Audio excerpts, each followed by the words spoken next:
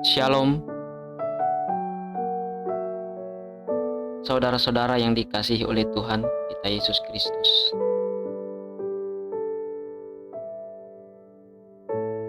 Kebenaran firman Tuhan pada saat ini kita akan membaca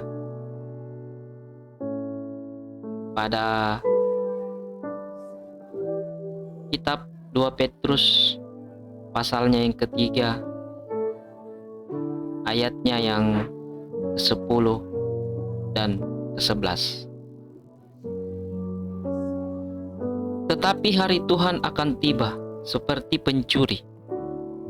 Pada hari itu, langit akan lenyap dengan gemuruh yang dahsyat, dan unsur-unsur dunia akan hangus dalam nyala api. Dan bumi dan segala yang ada di atasnya akan hilang lenyap. Jadi, jika segala sesuatu ini akan hancur secara demikian, betapa suci dan salehnya kamu harus hidup. Saudara-saudara yang sama dikasihi oleh Kristus, beberapa waktu yang lalu di negara Turki, tepatnya kemarin, terjadi gempa bumi yang cukup besar, sekitar 7,8 skala Richter.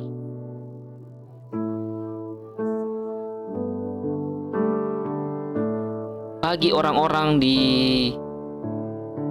negara Turki, warga Turki, tidak menyangka akan hal itu akan datang dalam kehidupan mereka. Suatu hal yang tiba-tiba begitu saja terjadi di dalam kehidupan mereka. Kemungkinan pada saat itu beberapa dari mereka ada yang sedang melakukan kegiatan pekerjaan mereka seperti biasanya, bahkan bersekolah, melakukan kegiatan rumah tangga, melakukan bisnis-bisnis mereka. Tetapi ketika bencana alam itu datang dan merenggut semua harta benda mereka, bahkan mendatangkan korban yang begitu banyak, tidak ada dari semua orang yang ada di negara itu menyangka akan terjadi hal itu. Ini menjadi suatu pokok perenungan bagi kita semua umat yang percaya kepada Yesus Kristus. Adakah kita pernah berpikir dan merenungkan jika Tuhan Yesus datang kedua kalinya?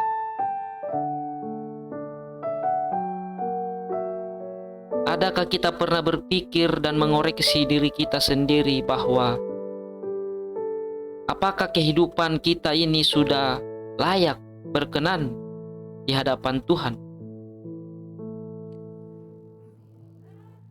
Jangan sampai ketika hal itu terjadi,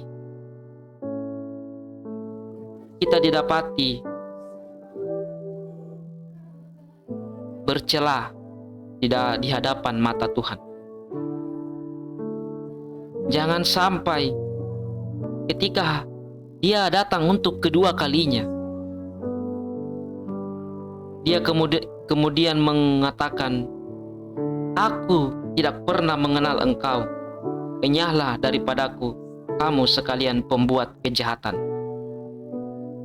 Itu dapat kita lihat pada Matius pasalnya yang ke-7 ayat yang ke-23. Sungguh suatu hal yang sangat menyedihkan jika ungkapan itu diungkapkan oleh Tuhan kita Yesus Kristus ketika kita diperhadapkan di hadapannya. Bahkan kita sudah berpikir sebagai umat ketebusan Allah, mungkin dari kita semua sudah ada yang fokus dalam pelayanan sebagai seorang hamba Tuhan, gembala sidang, majelis, aktivis-aktivis di gereja, bahkan sudah bertugas di gereja, baik itu sebagai WL, singer, pemain musik, dan apapun itu. Adakah kita berpikir bahwa kita ini sudah berkehendak di hadapan Tuhan, sudah berkenan di hadapan Tuhan? Jangan sampai ungkapan itu muncul. Enyahlah engkau, hai para pembuat kejahatan. Jangan sampai karena kita menganggap diri kita sudah selamat, kita menganggap diri kita sudah beriman, melakukan berbagai bentuk kegiatan kerohanian, kita menganggap diri kita sudah selamat di dalam pemikiran kita.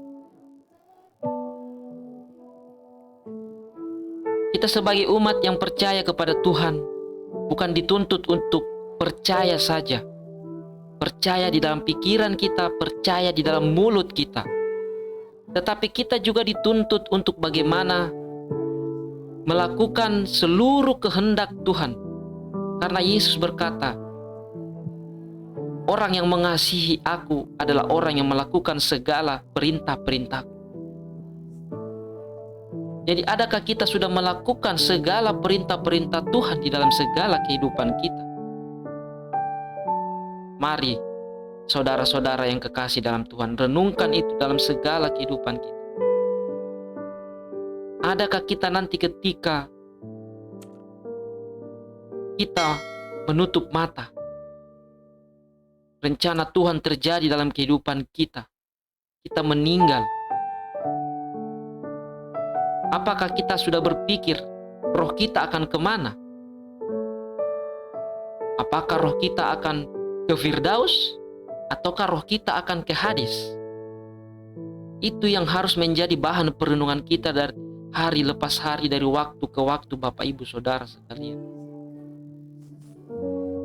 Jangan kita menganggap suatu kesabaran Tuhan itu adalah suatu hal yang biasa.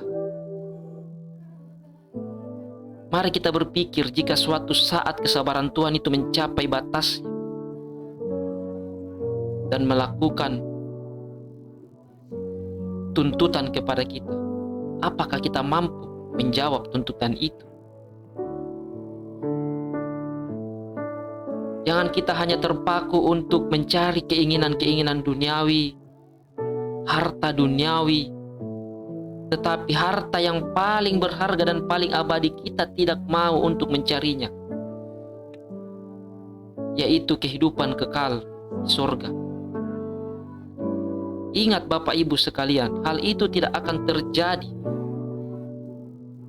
jika kita tidak mempersiapkan diri kita dari sekarang.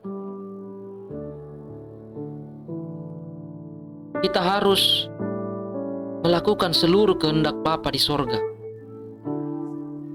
Yesus berkata, jika kehidupan agamamu tidak bisa lebih daripada kehidupan agama orang-orang Farisi dan ahli-ahli Taurat, engkau tidak akan bisa melihat kerajaan surga. Konteks ayat ini mengatakan bahwa jika karaktermu, jika kehidupanmu tidak bisa melebihi daripada kehidupan orang-orang beragama dari kaum Yahudi dan kaum Farisi, Bapak Ibu sekalian, mohon maaf, kita tidak akan bisa masuk ke dalam kerajaan surga itu. Kita tahu bagaimana kehidupan orang-orang Yahudi, orang-orang Farisi, ahli-ahli Taurat dalam mentaati akan hukum-hukum Taurat. Jadi jika kita tidak bisa melakukan seluruh kebenaran yang ada di dalam Alkitab, seluruh Bapak Ibu, bukan cuma sebagian, tetapi seluruh, kita tidak akan bisa masuk ke dalam kerajaan surga. Kita harus terus berusaha dan berusaha dalam segala kehidupan kita, dalam segala hal, kita harus selalu bisa sempurna di hadapan Allah. Sempurna bukan berarti kita harus sempurna seperti Allah, tetapi bagaimana kita menyempurnakan seluruh karakter hidup kita untuk bisa serupa dan segambar dengan Kristus. Allah itu kudus, maka kita harus kudus di hadapannya. Adakah kita sudah menjaga kehidupan kekudusan kita, kesucian kita? Segala apapun yang kita punyai Bapak Ibu sekalian di dunia ini, itu merupakan titipan dari Allah. Itu merupakan aset yang Tuhan titipkan kepada kita untuk kita kelola, bagaimana bisa kita kelola untuk kemuliaan Tuhan. Jangan kita terpesona, jangan kita terbawa akan kenikmatan-kenikmatan duniawi. Jangan hati kita terikat kepada kenikmatan duniawi, tetapi hal-hal yang batinia, rohania kita tinggalkan. Biarpun kita sebagai seorang pelayan Tuhan, biarpun kita sebagai seorang pendeta, majelis sekalipun, jika kita hidup terikat kepada hal-hal duniawi, Tuhan tidak akan berkenan kepada kita. Bukan itu yang dilihat oleh Tuhan. Tuhan menyelidiki hati setiap umatnya. Oleh karenanya Bapak Ibu sekalian, marilah selalu kita renungkan kehidupan kita hari lepas hari. Jika kita menutup mata, adakah kita memikirkan roh kita akan kemana? Karena ketika Tuhan Yesus datang untuk kedua kali, tubuh kita ini tidak layak untuk memasuki kerajaan surga Bapak Ibu. Tubuh dan daging, darah tidak layak untuk kerajaan surga. Tetapi yang layak adalah batinia kita yang sudah semakin hari semakin diperbaharui. Roh kita yang terus kita baharui dari hari ke hari. Mari kita terus merenungkan akan kebenaran firman Tuhan ini dan lakukan semuanya dalam kehidupan kita hari lepas hari, agar dalam keseharian kita, agar ketika Tuhan Yesus datang, kita didapati beriman kepadanya, kita didapati berkarakter, kita didapati suci dan kudus, kita memiliki kualitas anak-anak ilahi yang Tuhan izinkan, yang Tuhan inginkan di dalam segala kehidupan kita. Amin. Kebenaran firman Tuhan, semoga hal ini bisa menjadi berkat bagi kita semua, terus kita berubah di dalam segala kehidupan kita. Haleluya, terpujilah Tuhan kita. Amin.